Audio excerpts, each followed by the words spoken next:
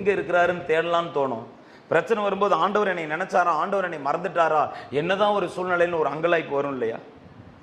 நான் என்ன பண்ணுவேன்? நான் நம்பி மலை போல நம்பிட்டு இருந்து என்னை விட்டு போயிருச்சேன்னு சொல்லி அந்த இடத்துல யோபு கலங்கி நிற்கிறாரு. இந்த இடத்துல சங்கீதக்காரன் சொல்றாரு, இல்லை இல்லை, வானத்துக்கு ஏறினாலும் கர்த்தர் அங்கே இருப்பார், பாதாளத்துக்கே போட்டு படுக்க போட்டாலும் அவருடைய கண் நம்மை பார்த்து கொண்டே இருக்கும், நம்மளை நோட் பண்ணிகிட்டே தான் இருப்பார். ஆலயத்துக்குள்ளே வந்து உட்கார்ந்ததையும் ஆண்டவர் என்ன செய்வார்? நம்மளை பார்த்து கொண்டே தான் இருப்பார். ஒரு ஆமென் சொல்லுங்களேன். சமுத்திரத்தின் கடையாந்தரங்களில் போய் தங்கினாலும் அங்கேயும் உமது கை என்ன நடத்தும்.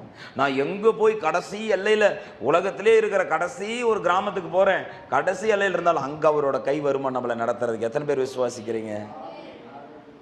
அங்கே நான் என் கையை அனுப்புவேன். எவ்வளோ கடைசிக்கு போனாலும் அந்த கடைசி எல்லையில் என் கை வரும் உன்னை தொடறதுக்கு. உன்னை அங்கேயும்